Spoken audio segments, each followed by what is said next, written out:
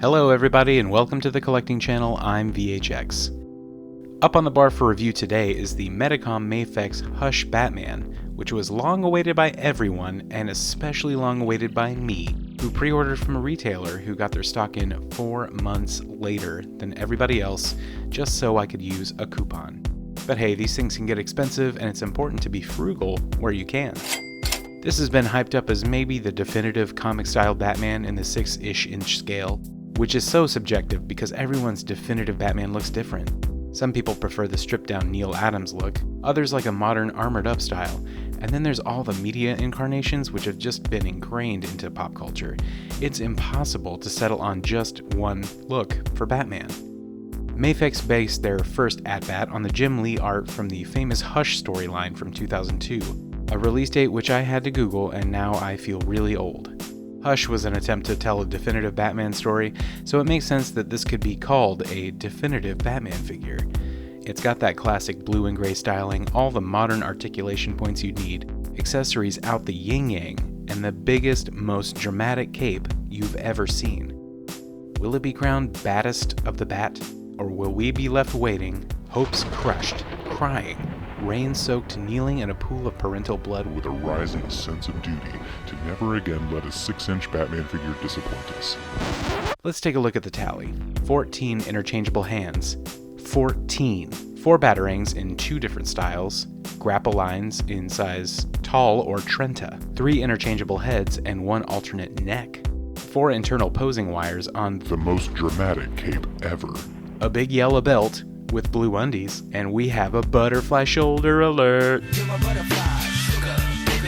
Right out of the box, it's very impressive. Before we get into all the positives, let's take a quick look at some of the negatives. The articulation points are all there, but the functionality is a little wonky. He can't get the proper Van Damme split, which hurts him in the broody crouch department. I also am not a huge fan of the gappiness that occurs in this diaphragm cut. And the collar piece feels so incredibly fragile, like this point is just going to lift right out of the chest at any time. I like the inclusion of the unmasked head, but I feel like I also want an unheaded mask to throw in his hand to stare at longingly. The cape, which I will gush over shortly, could have used posing wires that were like one little teensy size thicker. They seem just a bit fragile and it would really help holding up the weight of the fabric.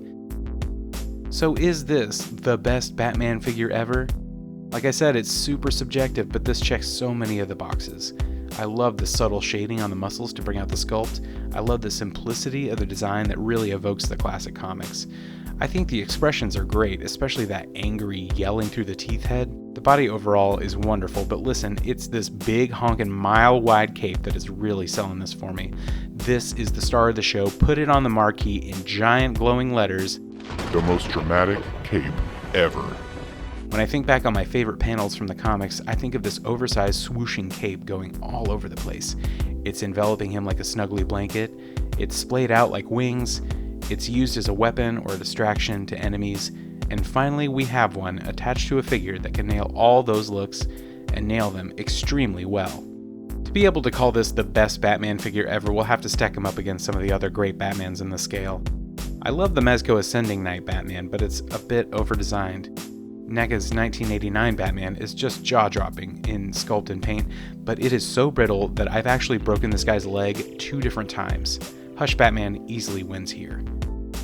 DC Essentials Nightfall Batman is actually pretty close in design to my personal definitive Batman, with the bright blue cowl and yellow oval, and this figure had such potential, but I'm honestly surprised he's still standing right now on his own with those garbage ankles. The Toddy Mac Metal Batman is a great modern rendition with an amazing sculpt, but it is just too stylized to be considered definitive.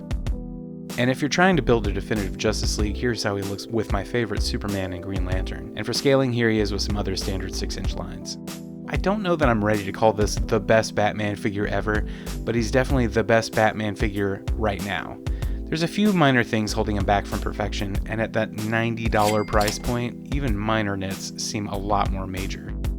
The way the past 5 years of collecting has gone, I'm sure in a year or two we'll have several new Batmen that will leave him in the dust.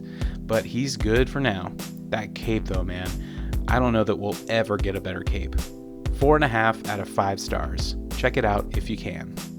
Thanks so much for watching, and if you liked what you saw, I'd appreciate if you subscribe to the channel or drop a comment below. You know what to do! Yes, sir! But mostly, I just appreciate you taking the time out of your day to watch me play with toys. See you next time.